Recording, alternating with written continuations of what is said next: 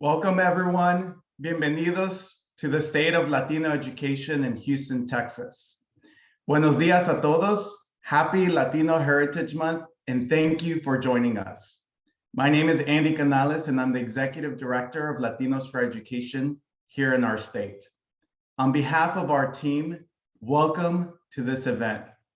Your time is a gift that we deeply value, so we appreciate your participation, and we are excited to engage with you. Before we continue, I'd like to acknowledge the 2 school shootings that have happened in Texas over the last week alone. Our thoughts are with the students, the educators, the administrators, and the families at Yes Prep and Mansfield High School. School shootings must never be normalized. So I'd like to take a moment of silence to pause and send our warm wishes to the students, to the families, to the educators, and to the administrators at Yes Prep and Mansfield High School, that they may find healing after this traumatic event. Please join me.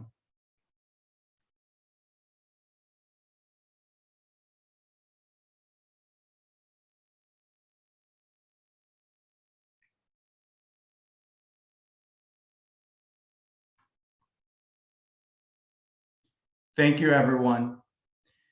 We're now going to continue with our event this morning, and I'd like to start by thanking our lead sponsor, the Chan Zuckerberg Initiative.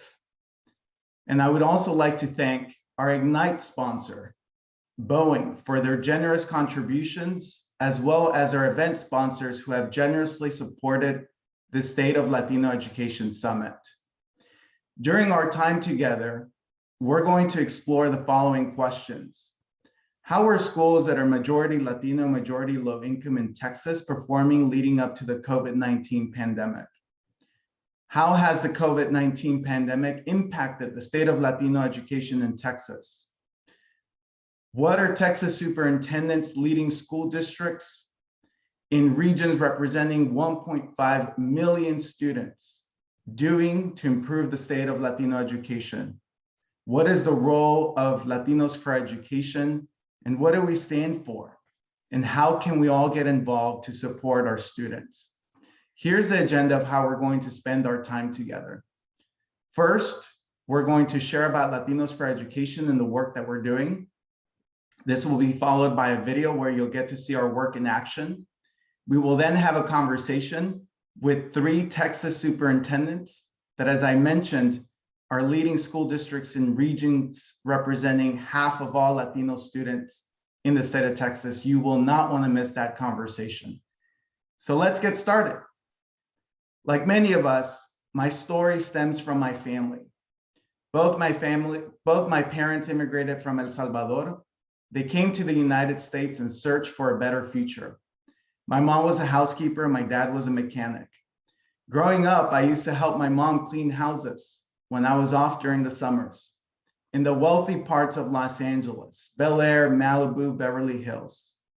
That sparked for me a dream, and we all know a kid with a dream. Struck by the contrast of where I was growing up, my dream became to go to college in one of these neighborhoods to access opportunity as well.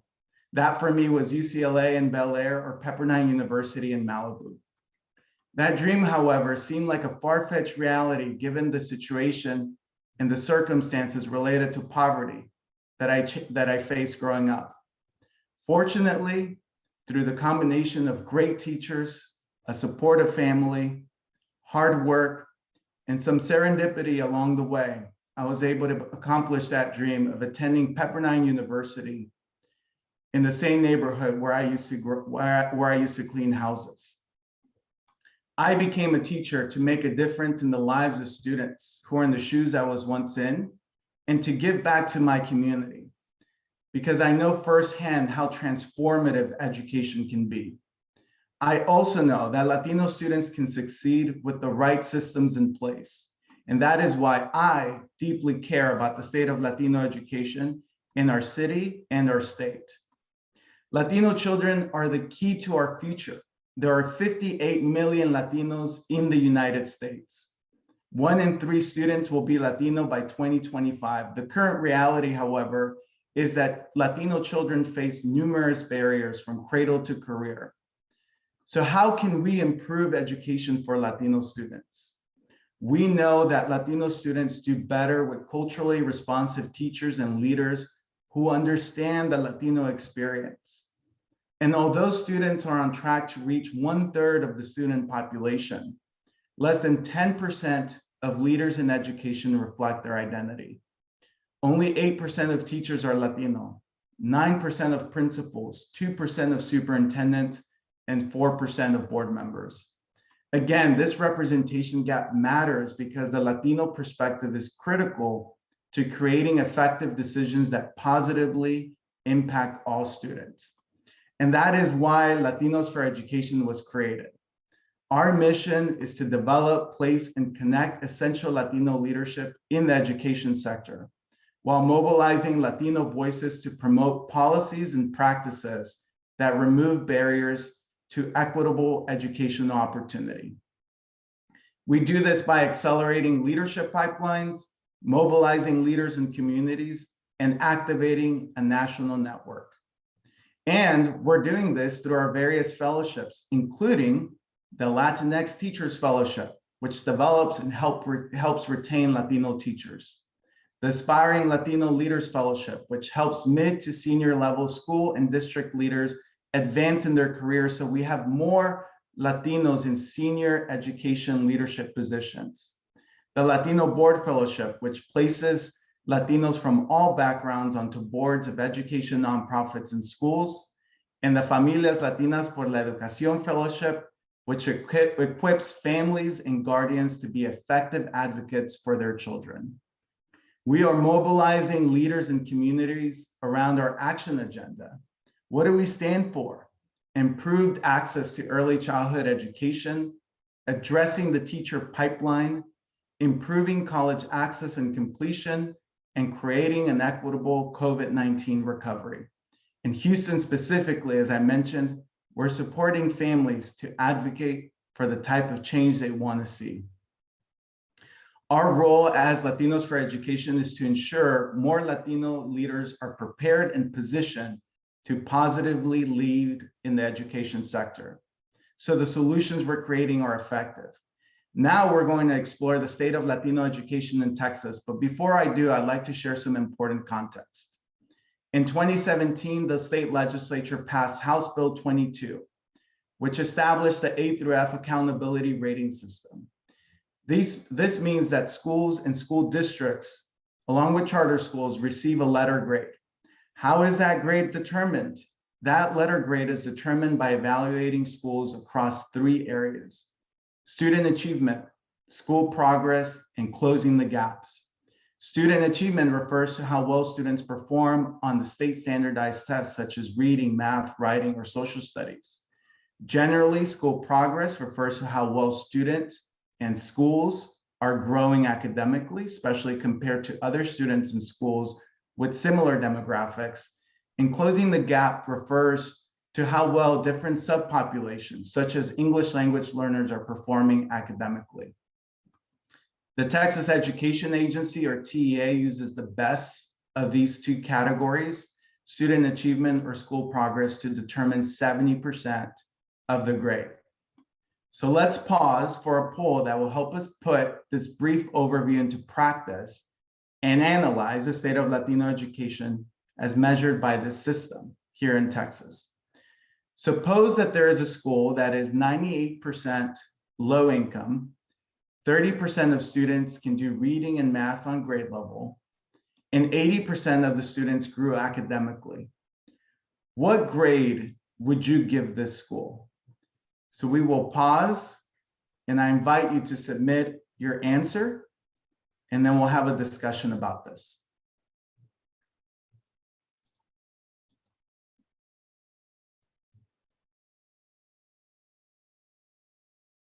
We'll give it about 15 more seconds. So if you haven't yet, make sure to answer the poll.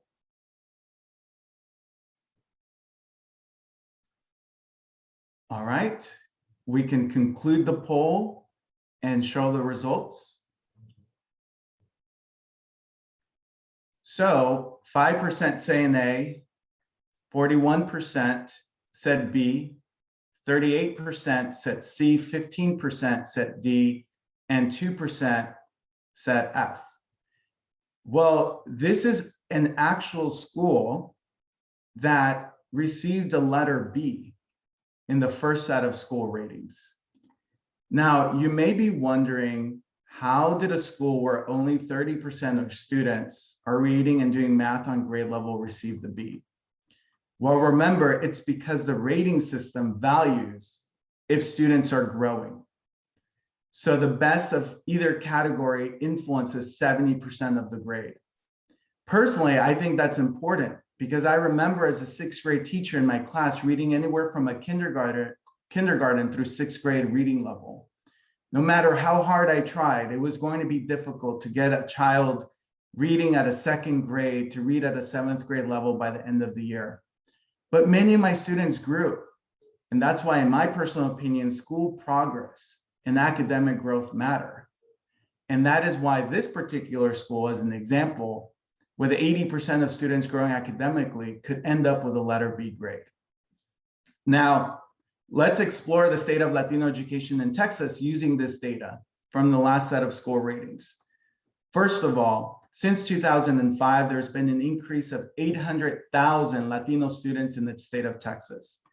800,000 is bigger than the population of several states.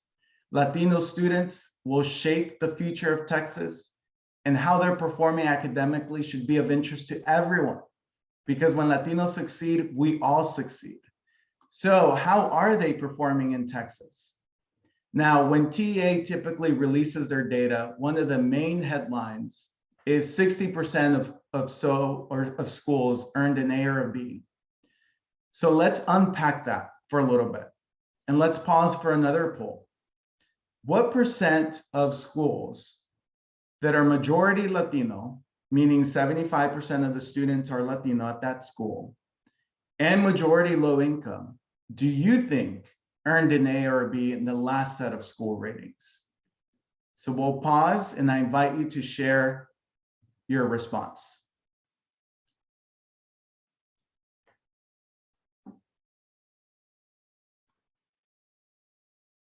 About 15 more seconds.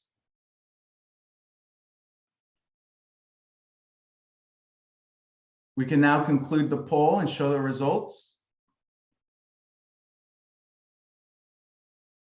So we have a variation here. So 18% of the audience say about 10% of the schools, 23% think 20% of schools earn an A or B, 35% about 30%, 17, 40, 3%, 50, 3%, 60.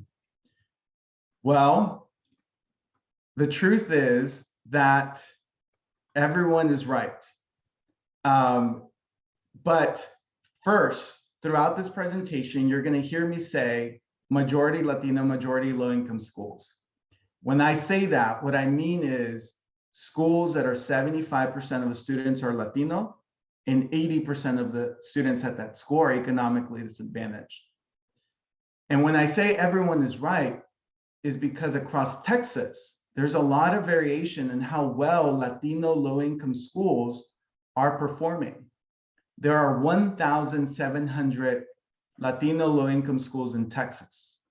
This slide shows a percent of Latino low-income schools that earned an A or a B in the last set of school ratings.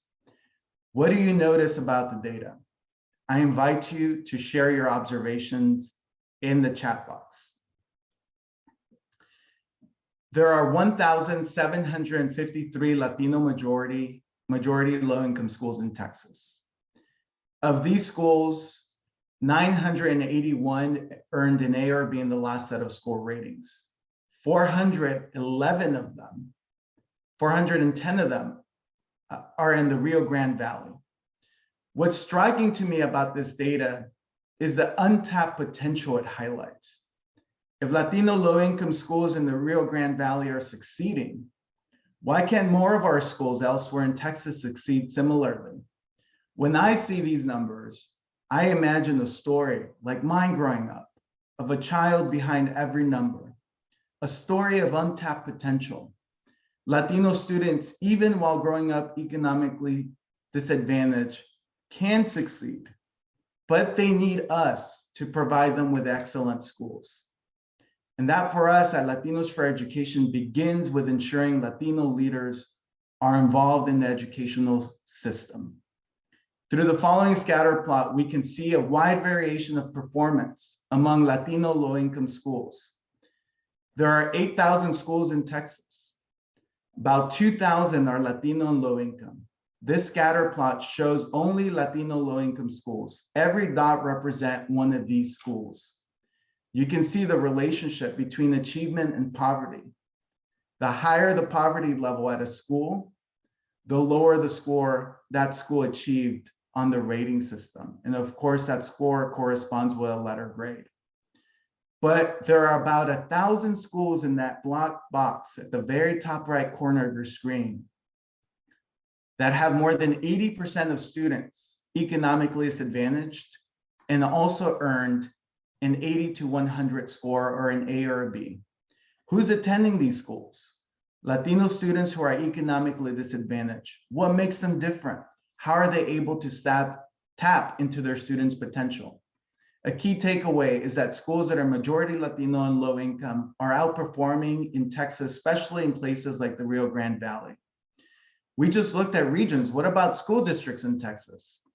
Before I show you how Latino low-income schools are performing, I want to orient you to this slide. These are the school districts in Texas that have the most number of schools that are majority Latino and majority low-income. So Houston ISD, for instance, has 112 such schools. Dallas ISD has 89. Laredo ISD has 28. Shortly, we're going to talk to all three of those superintendents. How are these school districts performing? Similar to the regional view, we see variation in performance of how Latino low-income schools are doing. When we break down the data further and focus on the top 20 school districts in Texas with the most number of Latino low-income schools, we see schools succeeding. What do you notice about the data? I invite you to share your observations in the chat box. There is variation in the performance, which reaffirms that our children can succeed when the right systems are in place. And there is more that we can do to help Latino children growing up in poverty. Now, does the performance of Latino majority low-income schools differ between ISD schools and charter schools? When we look at schools that are operated by independent school districts or ISDs, we see that Latino majority low-income schools in the Rio Grande Valley and El Paso as well are outperforming, I'm sorry. Remember, these are only ISD schools that are Latino and low income. A key takeaway is that Latino low-income schools in the Rio Grande Valley again and El Paso are outperforming. When we look at how schools operated specifically by charter management organizations are performing, we also see variation by region as well. The Latino majority low-income schools operated by charters in Region 1, the Rio Grande Valley, a whopping 92% of them earned an A or a B. Next up, in Greater Houston, 73% of them earned an A or a B. A key takeaway is that Latino low-income schools operated by charters, specifically in the Rio Grande Valley and Greater Houston, are outperforming. What reflection or questions do you have about the data to better understand the state of Latino education in Texas, given this data? I invite you to share your thoughts with us in the chat. Here are my key takeaways. Latino students will shape the future of Texas. Latino students and communities across the state are diverse. Latino students growing up in poverty can succeed academically with the right resources and support. Latino low-income schools in the Rio Grande Valley outperform similar schools statewide. That is a bright spot in that region, and there are many others across Texas that we can learn from. And behind every number is a complex story and a child and a family. One-size-fits-all approach won't work. Here are at least a few set of questions that I have for further investigation. What are the nuances among Latino students and communities statewide, and how could this potentially influence how we view the data? What are similarities and differences among the 1,000 Latino schools in Texas that are low income but outperforming? What learning lessons can we learn from Latino schools that are outperforming, and how do factors such as segregation and community assets influence this data? And how will this change because of the COVID-19 pandemic? I hope that through this presentation, we're modeling the type of questions that we should be asking of all of our leaders. And building on that last point, we know that COVID-19 has deeply impacted Latino students growing up in poverty. Thousands of students have gone missing from the school system. Latino families have lacked access to device and internet at home. Obviously, A through F rating systems have been paused for 2 years in a row. $18 billion in federal stimulus money is being sent to Texas schools to help them recover. A bill prescribing how teachers teach about current events and how students engage civically passed. And in our survey, 46% of families indicated mental health as a key concern for their children last year. Latino students have seen a drop in academic performance this year of those that took the test.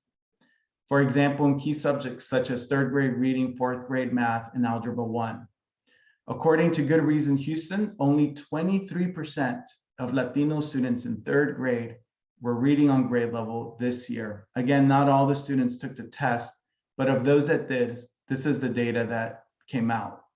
We see the clear effect of the pandemic on this sample size. The gap in third grade reading between Latino third graders and their white counterparts widened to 42 points. Similarly, in fourth grade math, only 21% of Latino students in fourth grade perform on grade level. This gap between Latino fourth graders in Houston, white counterparts widened to 40 points. And lastly, in Algebra 1, another critical subject, only 31% of Latino students performed on grade level. And this gap similarly widened to 24 points. The state of Latino education in Texas is complex, filled with challenges and opportunities. While the numbers that we've seen are frustrating, I hope that we can draw hope from the schools led by our educators, school leaders, families, and communities that are achieving outlier results. Change is possible when the right systems and the right leadership are in place.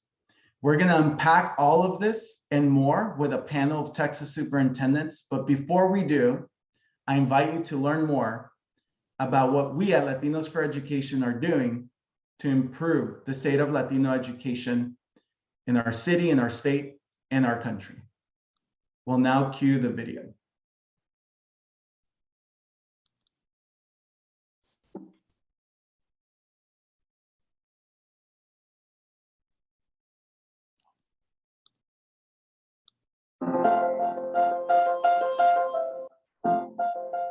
Five years ago, Latinos for Education was created to put forth a new vision for what equity in education could look like for Latino children.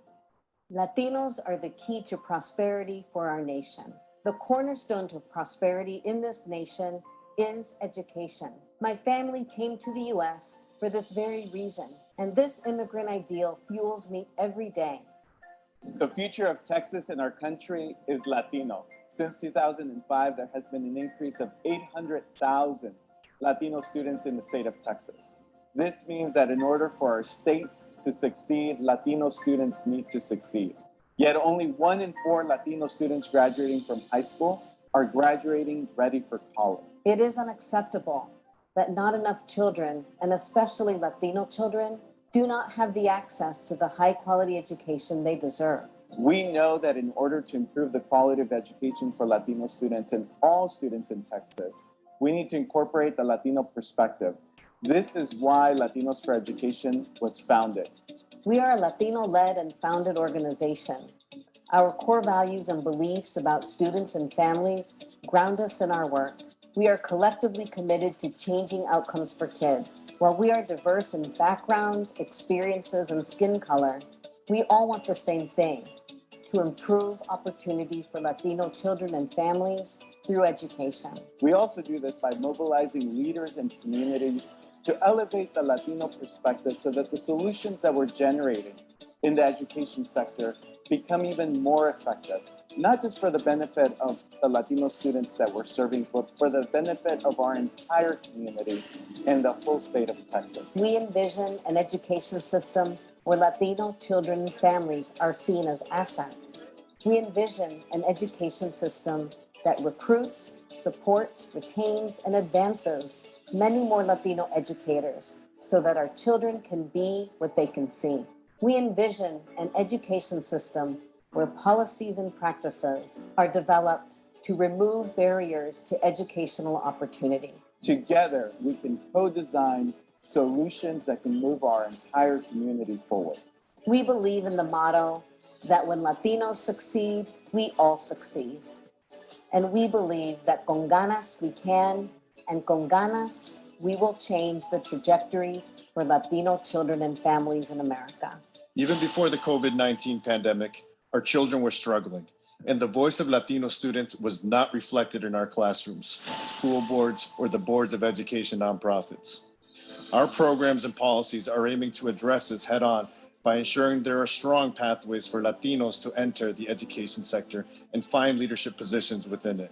I will recommend any of the programs from Latinos for Education because they are intentional and they are really trying to challenge and counter the narrative that already exists about our students.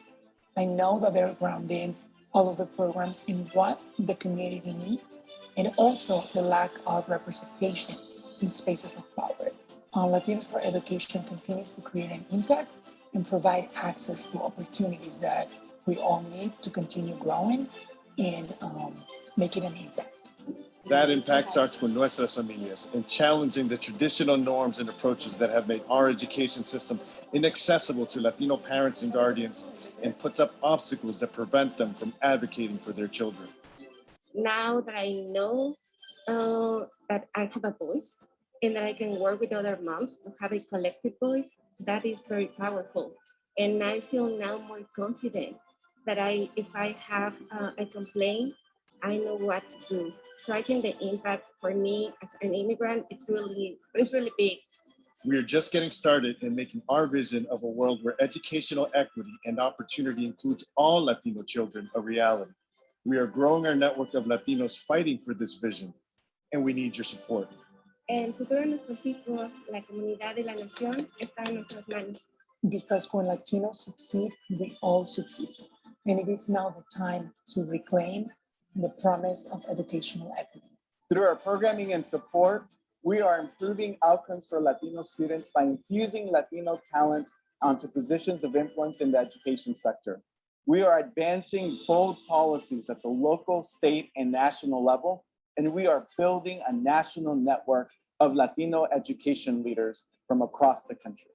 Your support will help us lead, advance, and support our community and Latino children. Because con ganas we can, and con ganas we will. Welcome to the first annual State of Latino Education.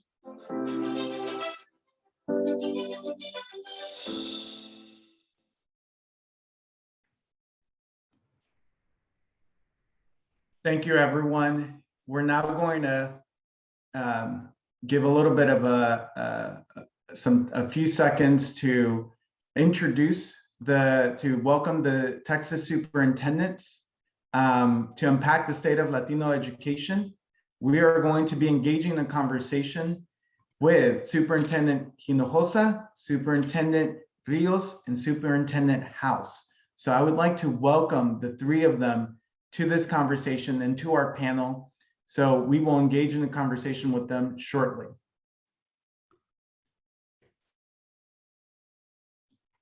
I see Superintendent House, bienvenido. And we'll give a few seconds to the others as well. Superintendent Hinojosa has joined us and Superintendent Rios has joined us. First of all, on behalf of our organization, thank you so much for taking time out of your very busy day to engage in this important conversation with us and our attendees about the state of Latino education in your respective districts, the regions, and across the state of Texas. In lieu of reading your very impressive bios, I'm going to ask each of you to introduce yourselves. If you could share a brief overview of your personal story and why you do the work that you're currently doing in the field of education. And I would just like to remind our panelists to please keep your introductions to 4 minutes or less. And I'll hand it over first to Superintendent Dr. Michael Hinojosa to share with us a little bit about himself, and then we'll move over to the other superintendents. Well, thank you for having me. This is a great event, and I really enjoyed your opening session. So thank you very much. And these are two of my good friends, and we'll go down this journey together. Well, I'm proud to be an immigrant. I was born in Nuevo Laredo, Tamaulipas, and we came to the United States when I was 2 years old. We lived in Lubbock for 6 years, but I actually grew up in the inner city of Dallas, in the Oak Cliff section of Dallas. And I grew up there as a kid, and just aimlessly wandering the halls of Sunset High School when a teacher asked me to apply for a scholarship for Future Teachers of America. It was a white teacher that asked me to apply for that. I got a little scholarship, but what she bought me was a dream that she thought I could be an educator. So then I went back to Lubbock, got my degree, came back to the inner city of Dallas, and I became a teacher and a government teacher and a coach. And then everybody kept pushing me into administration. All I wanted to do was coach basketball, but other people had thoughts for me. And so I went on, and the irony is I even applied for an assistant principal's job in Dallas at a school that was used to be African-American, but now was turning Latino, and they needed someone who could speak Spanish, and I didn't even get an interview. And so I had to go to the suburbs. I went to Grand Prairie, and I went from assistant principal to assistant superintendent in 4 years. And then I went back to the border. My first superintendent's job was in Fabens, Texas, 18 miles east of El Paso, 6 miles north of the border. And then I was also at Region 19 Service Center. And as luck would have it, I had the opportunity to move quickly. Then I became the superintendent in Hayes, right there outside of Austin. And I was there for 5 years. And then I went to suburban Houston in spring, and I was the superintendent there for 3 years. And then I finally got to come home to Dallas. And I finally got an interview in Dallas, and it was for the superintendent's job in 2005. And I got the job, and I stayed here for 6 years. And then I had a chance to go to Cobb County, Georgia, suburban Atlanta. And I was the superintendent there for 3 years. And then the superintendent abruptly quit here, and I was back retired, and the board brought me back 7 years ago. So I've been a superintendent for 27 years. 13 of those in Dallas. And my why, the reason I do what I do, is that my parents brought us to the greatest country in the world so we could get an education. My mom and my dad had a 3rd grade education, but they said, we're going to America.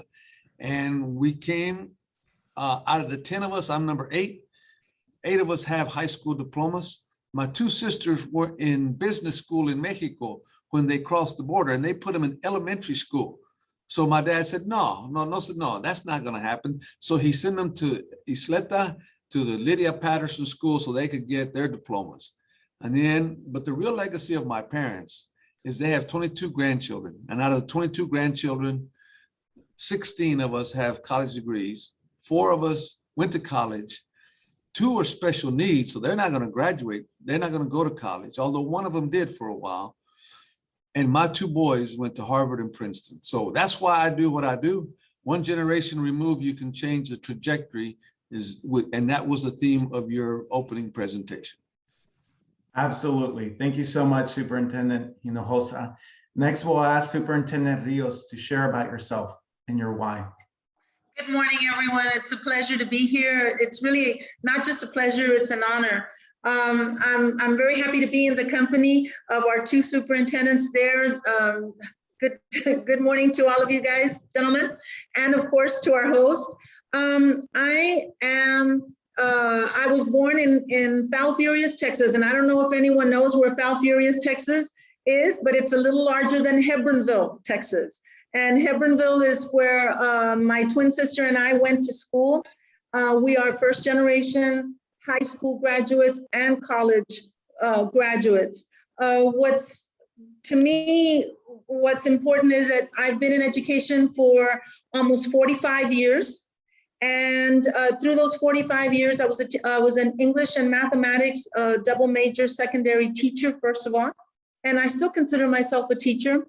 Then after I became a teacher, I served on every single committee that there was. I don't know if it was because I was the newbie, but you get that.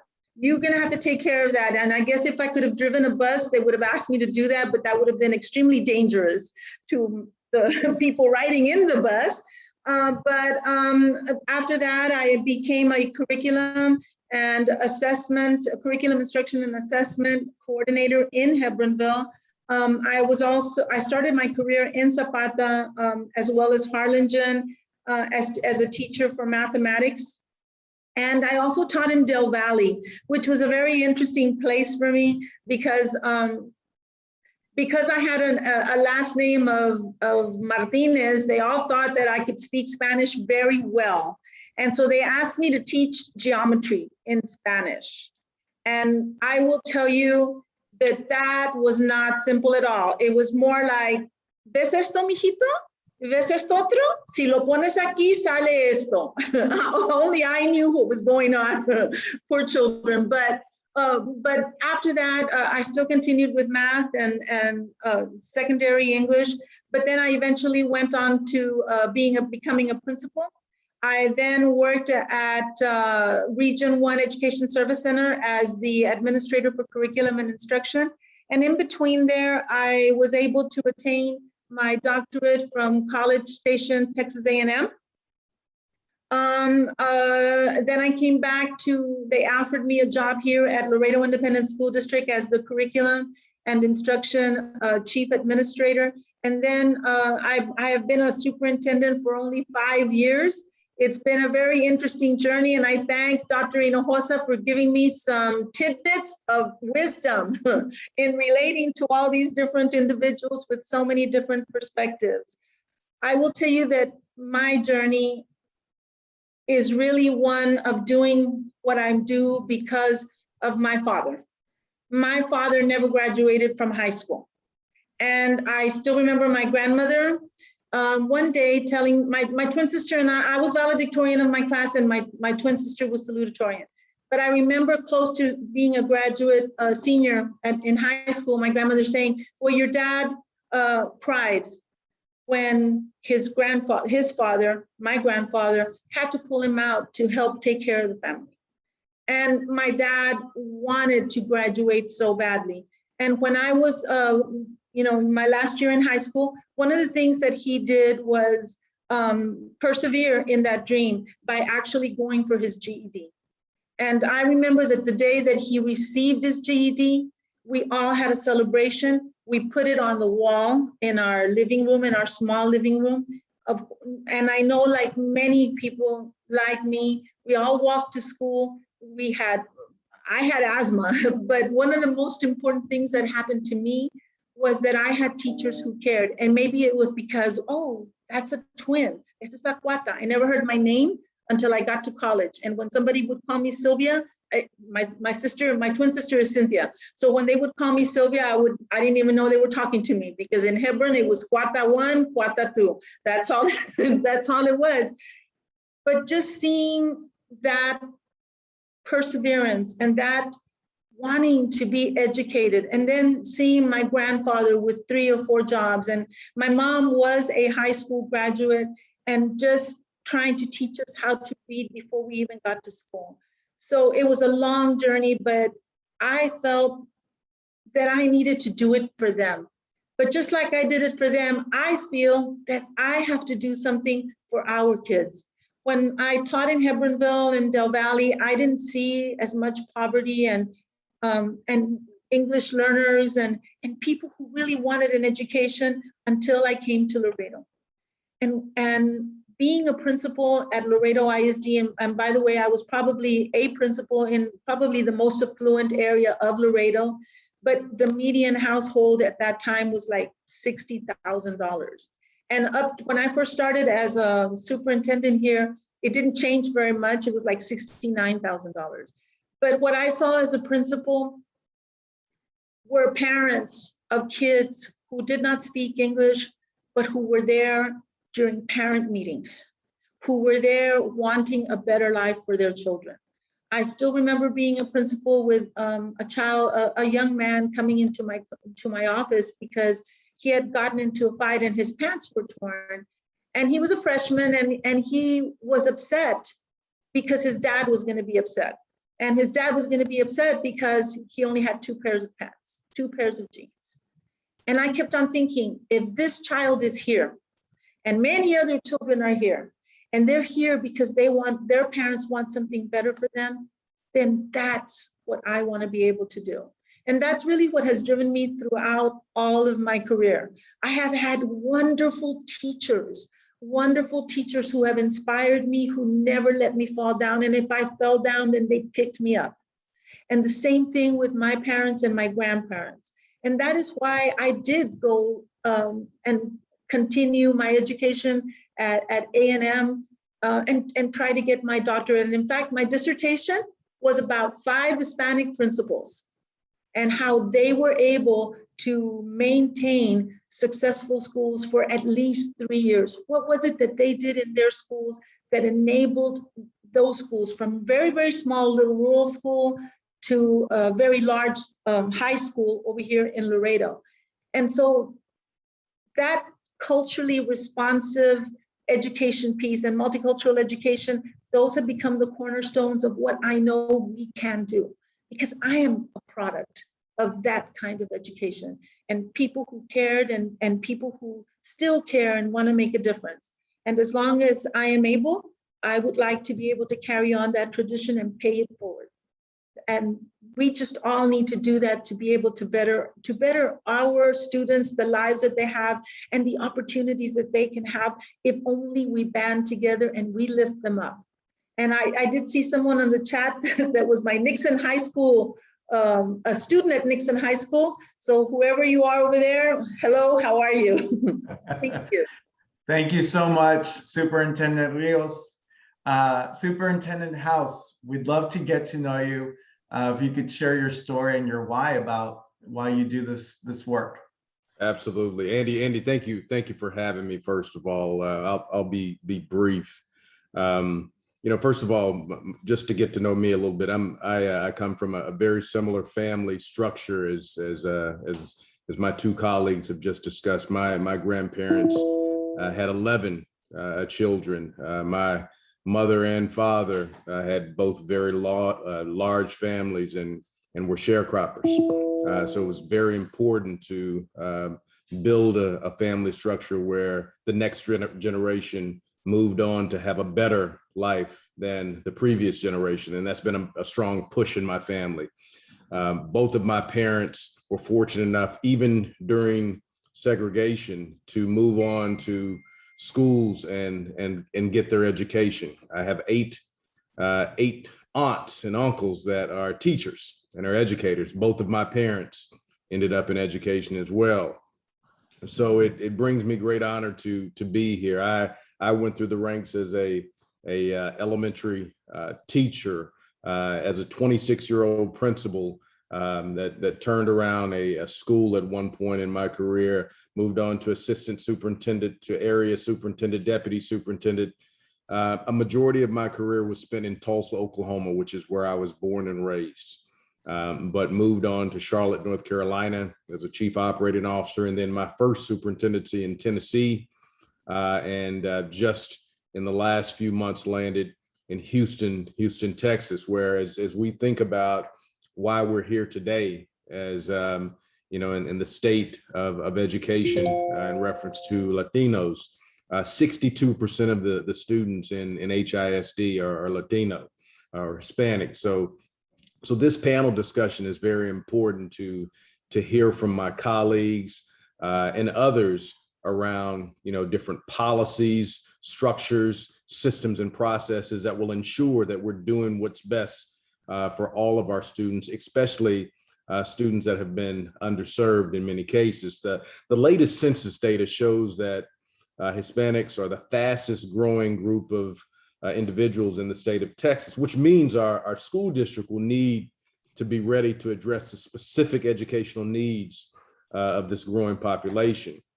Today, those who identify as Hispanic make up 43% of Harris County, which is, of course, the county that Houston is in. This county's largest single demographic group is Hispanic. In 2010, Hispanics made up about 41% of the population. So we're seeing continued growth. At HISD, within our College and Career Readiness Department, we have an official program called WINGS, or ALICE. This is dedicated to helping dreamers apply to attend college, especially as Dr. Rios indicated, those that are first-time goers or that have not had individuals in their families that have experienced what college looks like. This staff is dedicated to the needs of these students, addressing any legal and financial assistance that they may need to reach those dreams. Because as we know, barriers, regardless of how big or small, sometimes can get in the way and can discourage our students for taking that next step. So just in 2 weeks, on October the 20th, we'll kick off also our Dreamer Summit series for our seniors, where they'll learn about preparing for college, financial aid, scholarship applications, all the different things that can pull those speed bumps out of the way and pull those barriers that we sometimes see. We also believe in supporting our students through non-academic areas as well. We know that if the kids are struggling at home, they won't be able to do well. So again, those barriers and making sure that we pull those barriers out of the way. That's why HISD has campuses that are dedicated to wraparound specialists. It's one of the things that we did this year in our ESSER or COVID relief fund that allowed us to ensure that we're supporting kids in a special way. For example, one of our families lost their home and all of their possessions in a fire most recently during the pandemic. And our wraparound specialists were able to move forward and assist 5 students and their parents with some of the basic needs that will continue them down the path of success that we know they want. Now, we recognize our students need an extra boost at times to help their confidence. So we empower them to do this through mentorship programs like Ascending to Men, our Miles Ahead Scholars, our ROSAs, which stands for Resilience, Outstanding Sisters Exemplifying Success. These programs pair the students with adults who look like them and show them the path of success. And I want to repeat that. Sometimes it's important for students that look like them to see others like them, to really pave that way to success.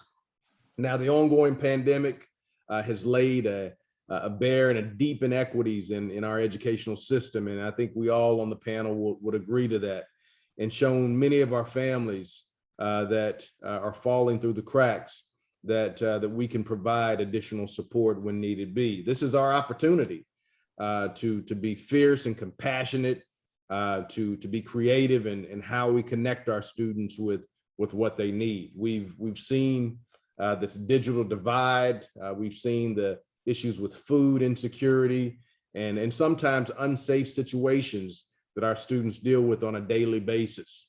As I've gone into communities on a listening and learning tour over the course of the last 2.5 weeks, a series of about 14 town halls where I'm hearing the truth around what's going on in our community and the needs. The common questions and comments I've heard about access and equity in HISD for Latino students is something that's prevalent. I take those concerns very seriously as superintendent here, and I'm looking forward to hearing my co-panelists and other similar concerns and how we address them together. Thank you, Andy. Thank you so much, Superintendent House, Superintendent Hinojosa, and Superintendent Rios for your powerful and inspirational stories. I think something that I saw in the chat box that resonated with me as well is just a thread of family, mentors, teachers, and supports along the way that the 3 of you encountered that helped shape and lead you to the position that you're now in, impacting so many students. So we're excited to learn more about your perspectives about what are some of these solutions and resources, as you just mentioned, Superintendent House, that we can connect students to so that they're successful. And I'd like to direct this next question to Superintendent Hinojosa. The state of Texas is receiving billions of dollars in aid from the federal government to help schools, help children make up learning losses suffered from COVID-19, among many other things. What opportunities do you think exist to use this funding to help Latino students make up learning losses suffered from COVID-19, or even just help them with other things that they may be struggling with during this time? Andy, thank you for the question, but just making up is not good enough. So I don't let my staff say learning loss. We say acceleration, because we got to blow past, because even where we were in the past was not good enough. So we're doing a variety of things. Let me just highlight a couple of them. What we did is we asked the coalition of the willing, which schools were willing to go in and put extra time in the schools. So we had 5 schools that completely redesigned their calendar to get more time for the students all year long. It's a year-round calendar. We had 41 schools go to intercession calendar, where they go 5 weeks, they're off a week, and we catch up the students that are behind. Many of those are Latinos, and then they do that all year round. And then we have, what we've also done is we have 61 schools that we call our fragile schools. These are high priority campuses, and most of those are in areas where you do not have resources. We're giving them much more resources. In fact, we're having the students stay from 3 to 6 p.m. every day. We want the kids to tell the parents, don't pick me up, because here I get to do baile folclórico, we get to do some dance, we get to do chess, and then we're going to trick them into learning. And so, and that's been successful so far at those campuses. And we're completely reinventing summer school. We want to make summer school cool. We're calling it Summer Breeze, so that the kids have an opportunity to come back in an environment, in a setting that is comfortable, that they can do this.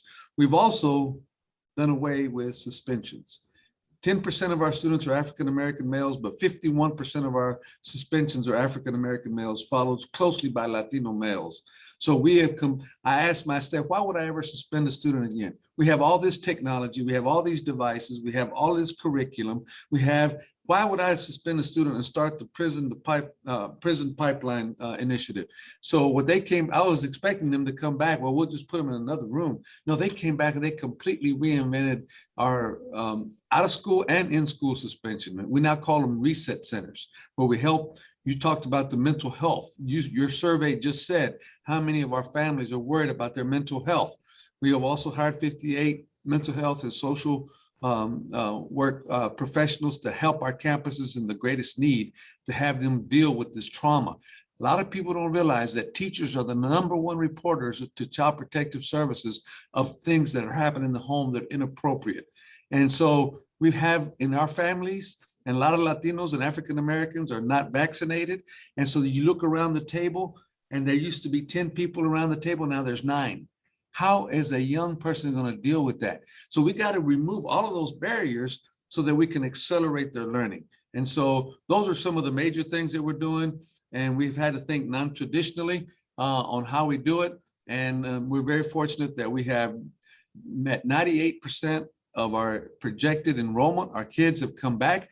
99% of them are in person. And 100% of them, we have 15 kids that are not wearing a mask out of 140,000. And none of the employees are fighting us on the mask. So we're having to fight through all these political challenges to persevere. So that's kind of what we're doing with our federal dollars and moving forward. Thank you for that overview, Superintendent Hinojosa. And I saw that Dallas ISD did make the headlines for the change that the school district made to its suspension, which, as you noted correctly, disproportionately impacts Black and Brown students. Thank you so much for that overview and that context. Superintendent Rios, leading up to this panel, I shared a presentation showing how schools in Texas that are majority Latino and low income performed in the last set of school ratings. And the school district that you lead stands out because there are about 30 schools in your school district that are majority Latino and low income, as you know, that earned an A or a B. And so that is a complete outlier in the state of Texas. Can you share with us why do you think these schools achieve that result in our outlier results, outlier performance? And do you think that performance is going to hold given the impact of the COVID-19 pandemic? Well, thank you for asking that question. I really, really believe that our school district functions on the mantra that there is a place for everyone here. It doesn't matter where you come from, where you are at academically or socially. But one of the things that I know that our board has been very supportive of, it's really been two things. Number one, put your money where it needs to go.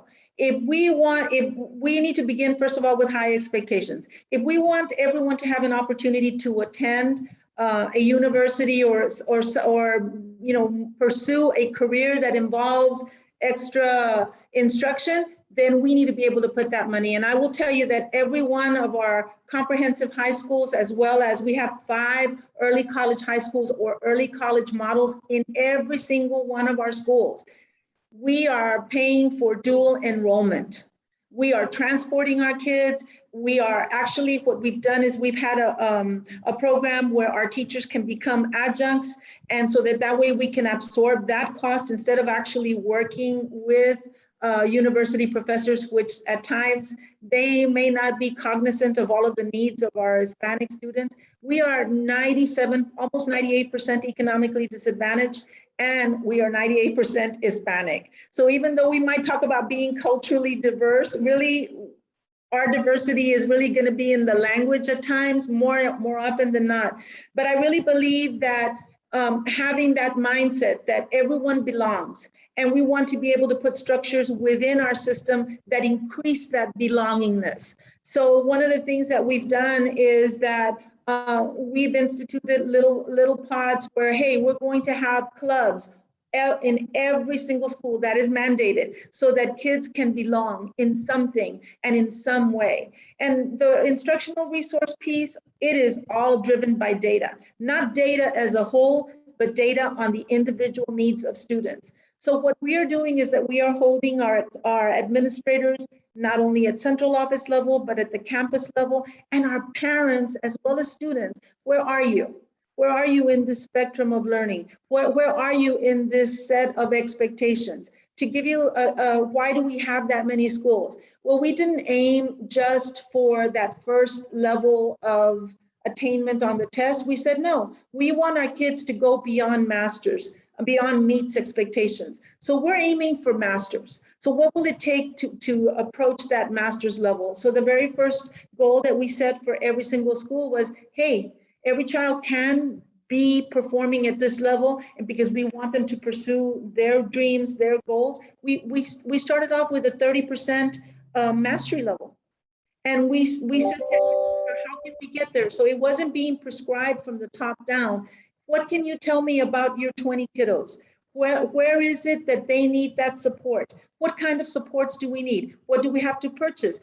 So we restructured the day, we structured the week, so that on Fridays, kids can leave a little bit earlier. But during the day, we have our intervention blocks. In the afternoon, we have our tutorials, and we don't call them tutorials either. We call them acceleration. So that acceleration point will also bring in music, art, robotics, swimming. Besides the robotics, with coding, we started coding clubs in our elementaries because we want every child. We also put in an initiative where we don't just have the one-to-one. This is before COVID, one-to-one, one student to every computer or to every digital device. So every single one of our students, and so when the pandemic came around, it was just our very little ones that didn't have a digital device that they could take home. But immediately we started, actually in March, we started purchasing a digital device or hotspots for every single one of our kids. But we understand that we need the one-to-one. We need visual in-person presence. And sadly, we have not gotten everyone to come back. We have about almost a little bit more than 2,000 kids that are not here. But we also know that those 2,000 kids were right next to the Rio Grande. The bridges have not yet opened. And the reason I'm talking about that is because we know that our kids are coming from over there also. They have our books, they have our devices. So, you know, we're trying, like I said, there is a place in our school for every single student. The other thing that I want to tell you that's really, really large at Laredo ISD is the parental involvement component. We have a recognized parental involvement program. We offer classes to our parents, but more importantly, not only classes so that they can help their children. We also have adult literacy classes, citizenship classes, and technology classes. And at the end of the year, we actually host like a little graduation for our parents. And so their children get to see them walk across a little stage that we have so that we can actually say, you know, inspire that initiative of it doesn't end ever. You know, whether you are a pre-K child or an adult, we want you to pursue that education because we understand that the more opportunities that you can become attuned to, the more opportunities that our kids will also have. So that parental engagement program is really, really important to us. The other one is communication.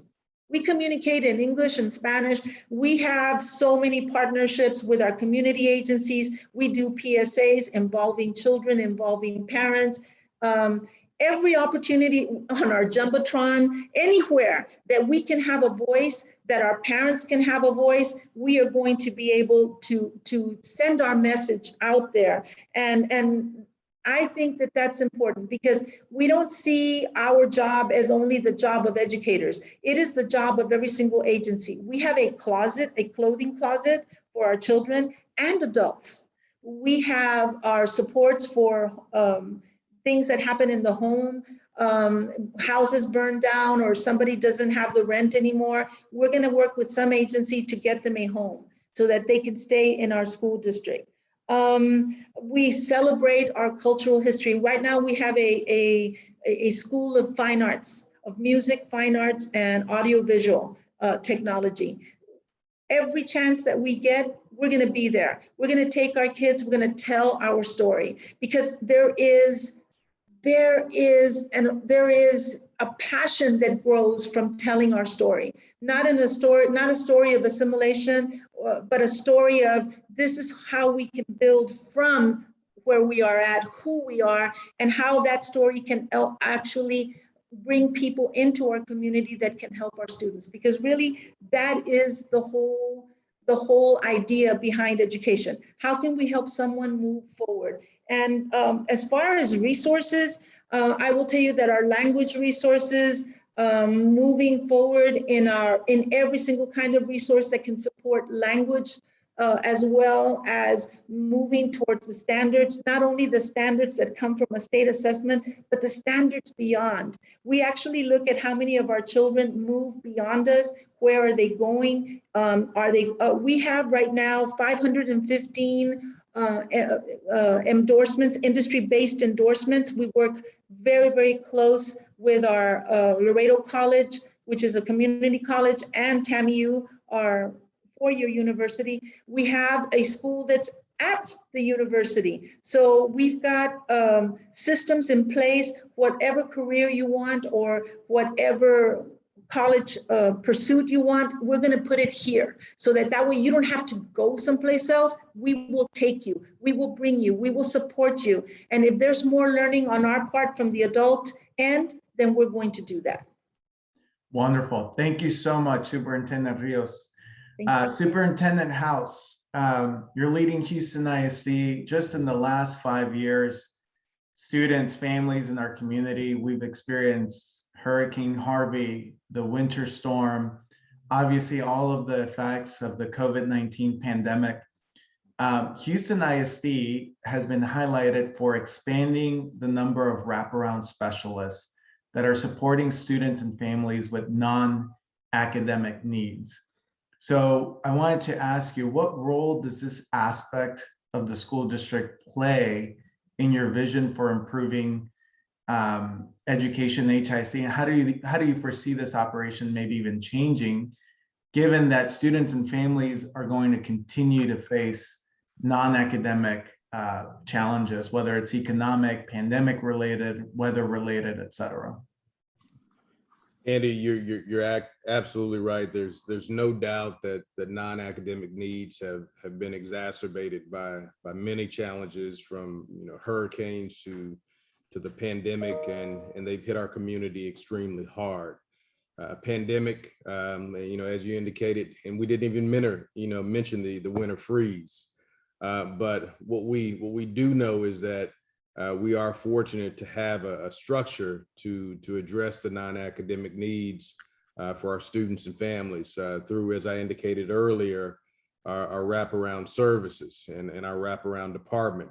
The wraparound resource specialist is that connector, and we've utilized our ESSER funds to place one of these connectors in every school. And because of a new equity formula that we put together, we even have some of these wraparound specialists in multiple numbers, in 2, 3 in some schools where we have higher needs. So this is a major piece. These individuals bring services, resources, and other supports to address the identified needs for our students and their families. And that's something that Dr. Rios indicated. It's not just about the students. It's about being able to support our families as well. Everything, as I indicated earlier, from food insecurities to multiple clothing closets to vision and dental and other needs. This work is crucial because we know that the impact of all of the recent challenges that our community has seen and that are currently facing are not going to just disappear overnight. They're going to be here regardless of what the situation is. We continue to look at a strategic approach to address these non-academic needs for our students to be ready to tackle the academic expectations as well, because even though we know the non-academic is important, our students have to be prepared, have to be career and college ready to be able to be out there and get it done on their own. I foresee us increasing our partnerships to address these high needs that come and continue to come and serve as barriers to our students and their academic success. So to answer your question, the needs are being addressed, but we see ourselves increasing even more and more over the course of time. Wonderful. Thank you so much. Superintendent Hinojosa. So Dallas ISD was able to bring its number of F-rated campuses down from 43 to 4 in a few years. I can't tell you how many times I've read that on articles and news related to education in Texas. Many of these schools have student populations that are majority Black or Brown.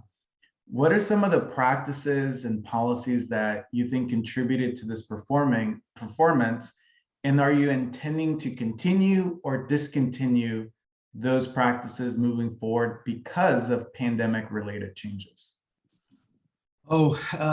Thank you for the question. And it took a lot of focus, a lot of effort, and some strategy to make it happen. And by the way, we have 5% white kids. We have 72% Latino. We have 22% African American, and we never apologize for our demographics. We're 48% English learners. We have more English learners than El Paso has students, more English learners than San Antonio has students. We have more English learners than Frisco has students, than San Francisco has students, more English learners than United or Laredo has students. So if we don't do well with this population, we're not doing well at all. So what we found out is that I tried to make changes before, and I'd send a great principal to a school, and they found the B teacher. Who's the B teacher? The B teacher says, I'll be here when you got here, I'll be here when you're gone. And they would wait them out. So we had to come up with a different strategy. So what we did in Dallas, we know who our best teachers are because we have this Teacher Excellence Initiative. And so we pay them a lot more money because they're the best teachers. And then what we did is we sent a great principal with great teachers. And I'm embarrassed to tell you that one school, Teich Elementary, for 14 years was either F school or whatever they were called before. we send in all this talent and a longer school day and some initiatives, same parents, same neighborhood, same kids. The first year we sent that talent, they went from 14 years of underperforming. The only reason the state didn't take them over is because we went to the STAR test and we didn't have a test one year. They went to a B in 1 year. And the next year they're National Blue Ribbon. What's the difference? Same neighborhood, same parents, same kids, is you brought talent. And we pay the talent a lot of money. We used to make this mistake. We'd send the youngest teachers, most inexperienced teachers to the hardest jobs, and we wonder why they didn't stay. They were in culture shock. But now we got talent, and that's what made the biggest difference. Are we ending this over my dead body? Now that could happen because I've ordered a pine box for my conference room since I am 65 years old. So that might happen when they take me out of here. But no, we're not giving up on that. In fact, we made a little mistake one time, is that when these schools got success, we took some of those resources away, but they were still fragile. So some of them regressed. So we said, nope, we put them back in. And then now House Bill 3 gave us the money to do it. And we passed a 13-cent tax increase to be able to afford this. And then the state came up with House Bill 3. We have $700 million in fund, but I don't have to change anything. And we're getting the results. And we're very proud of our students. And so we think that that trajectory will continue. And I can't wait for the STAR test to come back because those 4 schools are going to be gone. And by the way, we don't have A through F. We have accomplished, breakthrough, competing, and then developing and focus. And if you're developing or focus, we give you a lot more love and a lot more money. If you're accomplished or breakthrough, we leave you alone because you're doing good. So that's my story and I'm sticking to it. Wonderful. Thank you, Superintendent Hinojosa. Superintendent House, I'd be remiss if we have this whole conversation and I didn't bring up bilingual education and access to dual language models, which research show can really help students learn multiple languages. I know Houston ISD recently was facing a shortage of bilingual teachers. It's something that school districts across Texas are facing as well.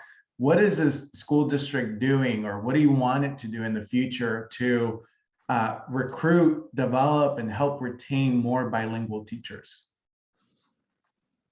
Andy, you hit the nail on the head.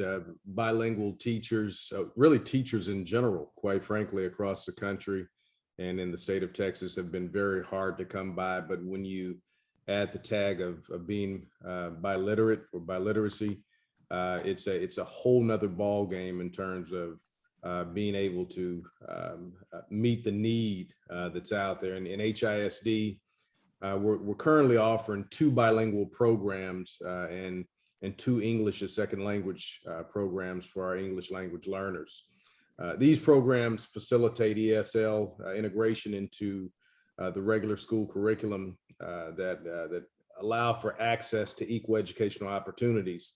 Now, when we talk about teachers specifically and being able to staff these kinds of programs, it's going to be extremely important that we continue our own kind of systems and processes inside of our school districts. Unfortunately, many of the universities across the country have not been able to meet the needs. So grow your own programs are going to be extremely important to ensure that we offer the kind of biliteracy that we need. What I will say is that native language functions to provide access to the curriculum while the student is acquiring English. Instruction in the native language assures, as we all know, that students attain grade level cognitive skills without falling behind academically. ESL programs are also offered to students at all grade levels who need to develop and enhance their English language skills. ESL programs provide intensive English instruction in all subjects. And we need, again, teachers to be able to do this at a high level. So that definitely has been an issue. We're looking to expand the number of not only schools, but also teachers that we go into those schools to be able to offer these kinds of programs and opportunities for kids. So it's about expansion. It's about grow your own. It's about building capacity. It's about preparation our kids and their future. Thank you, Superintendent House. In the remaining 13 minutes that we have, I want to ask each of you the same question, and then hopefully we can squeeze in a question from the audience. The question I want to ask each of you is, what do you need from the community? And I'll start with Superintendent Rios. Well, I want to brag real quick. We have 8 blue ribbon schools. It doesn't matter what part of Laredo ISD, we have 8, and they were all attained within 4 years. And that's a national recognition. So yeah, I want to throw that in there. What do we need from the community? We just need an awareness of the needs of our culturally diverse populations. And then we need to have that support that says, yes, you are Hispanic, yes, you are Latino, but because you are, we are going to support that and use that as a cornerstone, use that as a foundation upon which to build even greater skills. But I think it also needs to go down to, okay, fiscally, what kind of funding is going to come from the state or from other arenas? Because we're doing that on our own already, even before the pandemic, even before ESSER 2. But what other supports can we put in place? Right now, we are paying for training for our teachers so that they can become bilingually certified, but we need more of that. So we're talking to our local universities to help us with that before they even step into our classrooms. So we need that support. We need that continued family engagement on a wider scale. But I will tell you, I think that it begins, first of all, with what you're doing. Latinos for Education, organizations such as yours, so that we can just open the minds, the hearts, the vision of others in our community. When we start thinking about what is going to happen in the next few years as far as our Hispanic population in the state of Texas, and that is even a bigger reason why we need to be able to join together, support, and educate all of our population so that way they can aspire and also have the tools with which to be successful in our state as well as nationally. Thank you, Superintendent Rios. Superintendent Hinojosa, what do you need from the community?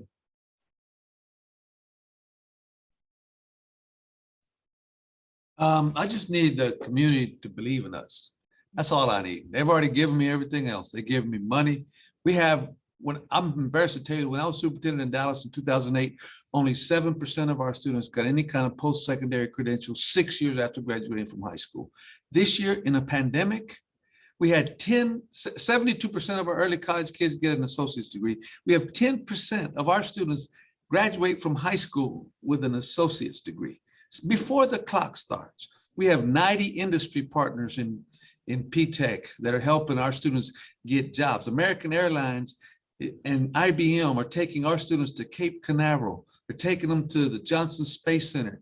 And these young women, Latinas, are getting jobs in STEM in American Airlines. And now they're saying they don't have to go finish their degree. If they want to, we'll support them, we'll pay for it.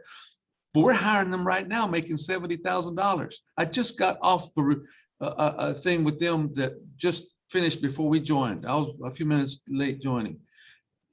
We need the rest of the people to believe in us. And, we've lost some students to charter schools and private schools, but we're starting to get them back. And the community gave us $3.5 billion. We're modernizing every building in Dallas. I've been a suburban superintendent 3 times. But I was a student and a teacher in Dallas when we had nothing. But now they're giving it to us, and they just need to stay with us. And we're going to show them the art of the possible in Dallas. Absolutely. Thank you, Superintendent Hinojosa. Superintendent House, what do you need from the community? First of all, I completely agree with my colleagues in terms of the community. I see this in 2 parts. I see the business community, and I see the community at large, as I see it with my parents and our neighborhood community. And as a new superintendent, I need the community at large, our parents, our community around our schools to pull up a chair and join us at the table. I want to hear their concerns, their hopes for their children. I want to hear, what the community has to tell me about what we're doing right and what we need to improve. And if we need to be where we need to tear down and start over, what we need to start doing, what we need to stop doing. I'm in the midst of that work as a new superintendent right now, and that's going to be a major part of my strategic, multi-year strategic plan. I also need our community members to understand that they are a partner in our mission to educate our kids. Everybody has heard the saying that it takes a village, and it truly does take a village to get this done. Parents and community have a stake in the outcomes of our children. And if anyone can step in and help to achieve, it's our community when it comes to our goals. So please reach out to me, reach out to our school district. We're looking forward to hearing more about what that looks like, so that we can continue on the path of excellence in HISD. Thank you, Superintendent House. With the remaining 6 or 7 minutes or so that we have left, I'd like to ask a few questions from the audience. Perhaps I can direct the first one to Superintendent Hinojosa. Margarita Tovar asks, how can leaders influence community members who are opposing additional time focused on academic instruction to close the achievement gaps? Yeah, I've been a superintendent for 27 years, and I didn't learn this till my third superintendency. For the superintendent to be able to have that, the superintendent has to create a sense of urgency, but then you have to develop a guiding coalition about how you solve those problems. And unfortunately, all of us work for a school board, and they're our bosses. We're not their bosses. So you have to build coalitions and relationships, because the kids are right here in the middle, and the board is up here on top. Over here on the one corner is the staff, and you have to work with the staff. You can't beat the staff down. You can't, all the butts you kick on the way up, you're gonna have to kiss on the way down, because the staff, if they don't like you, they're not gonna let you stay, because then they'll flip your community, that'll flip your board. So you got to work the board, the staff, and the community in the best interest of the students. And that's why, my calendar is color coded. Mondays and Thursdays are staff meetings. Wednesdays, I go to schools for 27 years. I work with the board, and the rest of the time I spend in the community. And I'm trying to find resources and coalitions that want to help our students. Same thing for a principal. The principal has the same triangle. It's the central office, it's the staff, and it's the community. If you think you can do this alone, you're wrong. You got to get all of those people working with you, but you got to be focused. If everything's important, nothing's important. Right now, we got to focus on academic and mental health. But then you can't boil an ocean. So you got to have focus. Thank you. The final two questions, one to Mr. House and Superintendent Rios. To Superintendent House, about 2.5 minutes. There's enough evidence to demonstrate that when parents and families are more deeply engaged in their children's education, students benefit. So what are you doing, or what are your thoughts so far about customizing family engagement for the Latino community in HISD? It's extremely important. Engagement, feedback, opportunities to have a voice is so important in this day and age. And it's not just a voice about community. Sometimes when we talk about community, we forget about student voice. So it's making certain our students, know, from a microscopic standpoint, what's going on a daily basis and what some of those struggles look like better than anyone out there. So it's important that we create those systems and processes that allow for that voice, whether it's surveys. Right now, I'm doing electronic direct feedback in my town hall meetings that I've done on 8 occasions. I'm doing it 5 more times here in the next week. And it allows for me to get that feedback from communities, one high school, one middle school, one elementary community at a time. And that feedback has to be utilized in a manner by us as superintendents, us in our strategic planning, to reflect and ensure that we have action plans and strategic plans that speak to some of the things that we've heard and perceived in that engagement opportunity that we provided. So I'm a strong believer in looking listening, and acting. And we look forward to continue to doing that in HISD. Thank you, Superintendent House. And I attended the first town hall that you held virtually, and was just pleased and appreciated the Spanish translation, both in the subtitles and then in the translation. And I think that, along with many other things you mentioned, are so important to engaging our many diverse populations in HISD. So thank you for the work that you're leading. Last question to Superintendent Rios. If you could close out our panel, when you think about the state of Latino education, what is one thing that makes you hopeful or inspires you to keep the fight for education equity going forward? Go back to what Superintendent Hinojosa said. Focus. There has to be a focus, but I think that it has to be garnished with a lot of hope, that hope that we have to articulate. You cannot be apologetic, as someone is saying there. You cannot be apologetic about who you are or what you are and what you bring to the table. But I think that just having that driving focus that is clearly articulated in more than one way, many times, so that when people see you, they know that you are a soldier for that advocacy, that you are moving forward, and that along the way, you're going to build those coalitions and you're going to bring them all forward so that they have a voice. I have a student advisory council that I meet with from all of the high schools. But that student advisory council doesn't just meet with me. Actually, right now we're doing a literacy initiative with them that we've done since I was about 4 years ago, started here. It's like, okay, you are the role models for your little brothers and sisters. So now we are going to go and read at the schools, because they're going to see you in that football uniform, in that cheerleader uniform, or whatever you are, or whoever you are. But they're going to see you, these little first graders and second graders, and they're going to see, oh, I aspire to go to that high school, but I know that I'm going to need these tools. But when we come back at the end of that meeting, we come back and we debrief. What did you learn as a reader? What are your dreams? What is your story?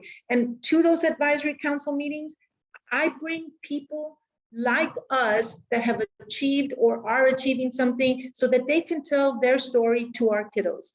And when they tell their story, then they can see themselves in that career or in that opportunity or that possibility. And so that's what we need to do. We need to have that focus, but we need to coalesce, bring people together.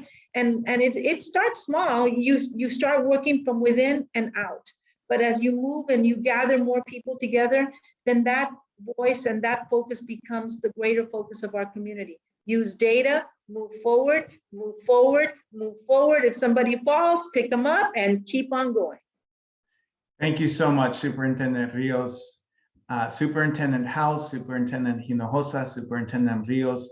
We deeply appreciate the time that we had with you this morning. As I mentioned at the beginning of our conversation, the three of you are leading school districts in North Texas, Greater Houston, or South Texas by the US-Mexico border. These three regions represent 1.5 million students, and I know that I can speak on behalf of our team and all of the attendees to just say that it was a real treat to hear your perspective about the work that you're doing. Thank you for your efforts, and please let us know if there's anything that we can do to be supportive. And so with that, we'll conclude our panel. Thank you so much, and we'll see you again. Thank you for inviting. Thank you.